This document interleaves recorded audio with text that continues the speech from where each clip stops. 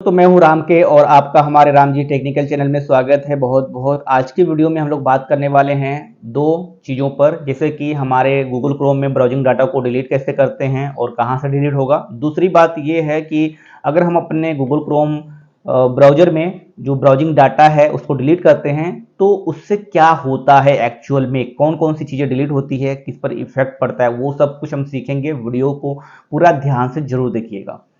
दोस्तों, सबसे इंपॉर्टेंट चीज़ तो ये है कि अगर आपको अपने कंप्यूटर में, अपने या लैपटॉप में या फिर अपने मोबाइल डिवाइस पर ब्राउजिंग डाटा को डिलीट करना है तो आप किसी भी एक डिवाइस से आप सभी डिवाइस पर अपने गूगल क्रोम का ब्राउजिंग डाटा को डिलीट कर सकते हैं। फॉर एग्जाम्पल के लिए मान लीजिए कि मैं यहाँ पर कंप्यूटर पर अपने गूगल क्रोम का ब्राउजिंग डाटा है उसको डिलीट कर रहा हूँ, तो अगर मेरे लैपटॉप पे और मेरे मोबाइल फ़ोन में भी सेम अकाउंट से, यानी कि एक ही गूगल अकाउंट से लॉगिन है, तो वहाँ पर भी वो क्लियर हो जाएगा।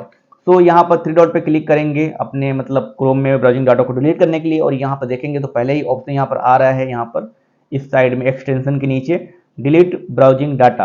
और यहाँ पर देख सकते हैं कि अगर आपके पास लैपटॉप है या कंप्यूटर है तो आप यहाँ पर जो है शॉर्टकट का इस्तेमाल कर सकते हैं, कंट्रोल शिफ्ट डिलीट। अगर आप शॉर्टकट क्लिक करेंगे तो डायरेक्टली ये पेज ओपन हो जाएगा। कौन सा? डिलीट ब्राउजिंग डाटा वाला, ये पेज ओपन हो जाएगा। अब यहाँ पर देख सकते हैं कि हमारे सामने दो तरह का, यहाँ पर डिलीट ब्राउजिंग डाटा में दो तरह का ऑप्शन दिया गया, एक बेसिक है एक एडवांस है। सो बेसिक में क्या है?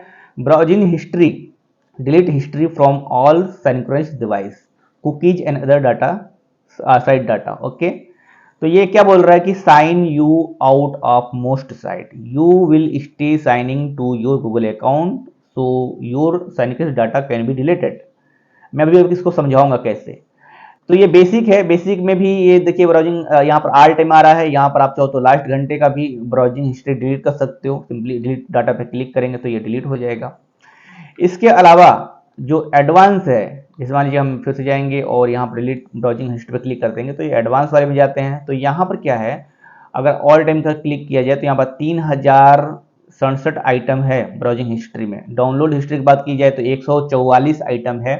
कुकीज की और अदर साइट डाटा की बात की जाए तो 676 साइट्स है। ठीक है, अब देखिए यहाँ पर 676 साइट्स में से आप सभी जगह से रिमूव हो जाएंगे। ठीक है, मतलब लॉगिन नहीं कर पाएंगे एक तरह से।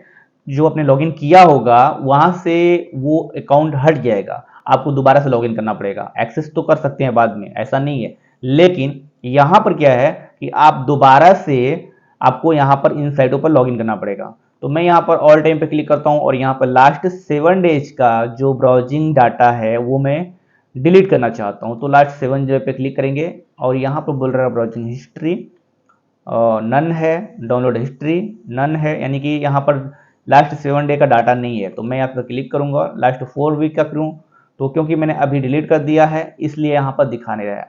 ठीक है, तो यहाँ पर मैं ऑल टाइम का करूँ तो ऑल टाइम का करूँगा तो क्या होगा, मैंने आपको बताया कि अगर मैं ऑल टाइम का करता हूँ तो यहाँ पर जो है हमारा जितना भी वेबसाइट पर मैं लॉगिन किया हूँ वो यहाँ से हट जाएगा, यानी कि रिमूव हो जाएगा।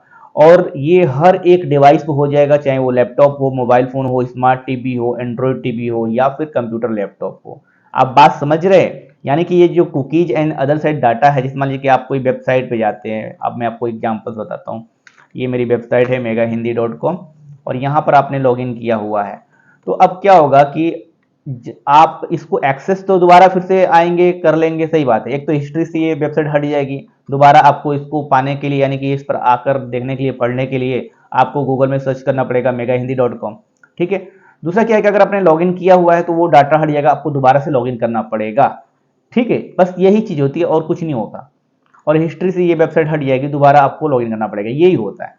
तो अब यहाँ पर क्या करना है कि जितने दिन का आपको करना है, लास्ट 24 घंटे का, 7 दिन का, 4 वीक का, ऑल टाइम का, तो वो आप कर सकते हैं। मैं यहाँ बोलूँगा कि अगर आपने बहुत सारी वेबसाइट को लॉगिन नहीं किया है तो आप ऑल टाइम पे मत जाइए, लास्ट आवर का, लास्ट 24 आवर्स का, लास्ट 7 डे का पे क्लिक कर दीजिए और उसके बाद यहाँ डिलीट डाटा पे क्लिक करेंगे तो ये जो हमारा ब्राउजिंग डाटा है वो डिलीट हो जाएगा। और इसमें क्या क्या डिलीट होगा?